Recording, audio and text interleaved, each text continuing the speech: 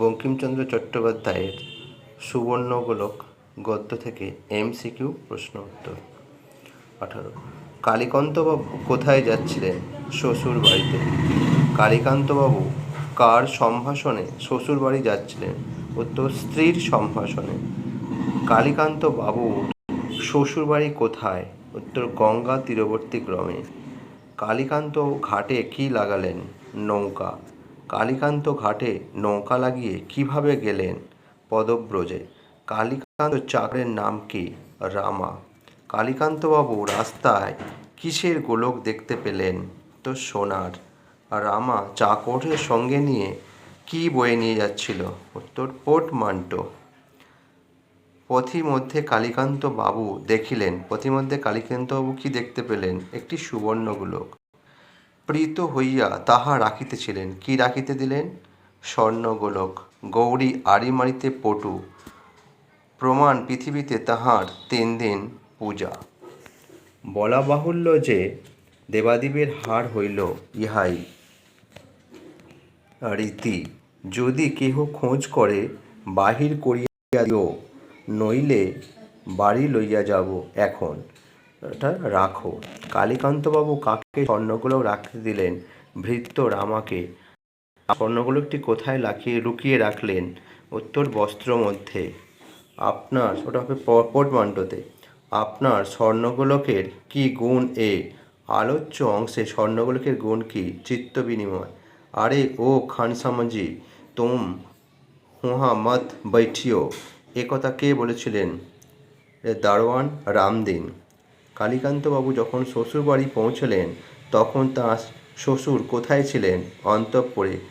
কালীকান্তবাবু শ্বশুরবাড়িতে অতি প্রাচীন পুরাতন খানসামার নাম কি? উদ্ধব।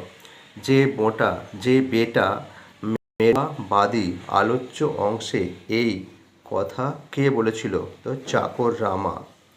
দারোয়ান কাকে চিনত না? খানসামাকে। আচ্ছা, আমাকে ভেজ দেও, এ কথা কে বলেছিল? তো রামা।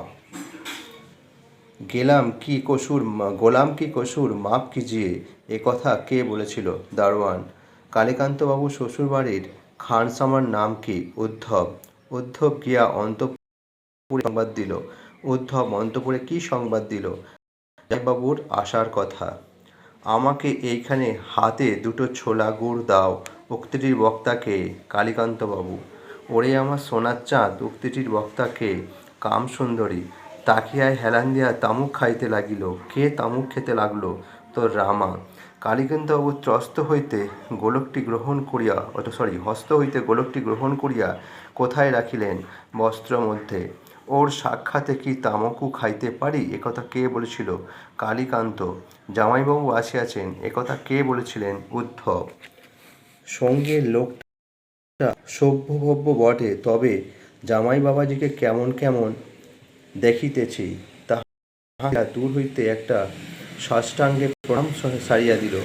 কে ষষ্ঠাঙ্গে প্রণাম সারিয়া দিল? কালীকান্ত। এদিকে অন্তঃপুর হইতে জলযোগে স্নান হইয়াছে, এই বলে কে? পরিচারিকা। পরিচারিকা কাকে ডাকতে এসেছিল? কালীকান্তকে। আগে বাবুকে জল খাওয়াও, একথা কে বলেছিল? কালীকান্ত। জামাইবাবু আমাকে একজন শাশুড়ি টাশুড়ি মনে করিয়াছেন। আমাকে বলতে কাকে বোঝানো হয়েছে? পরিচারিকাকে। জামাইবাবুর বিবেচনা ভালো, এ কথাটি কে বলেছিল? বিন্দি চাকরানী। এ কি অলৌকিকতা, এ কথাটি কে বলেছিলেন? রামা। আমাকে ঘরের ভিতর কেন, এ কথাগুলি কে বলেছিল? কালীকান্ত। পরের দিন আরও পরের প্রশ্নগুলো নিয়ে হাজির হব। ভালো লাগলে লাইক, কমেন্ট এবং শেয়ার করো।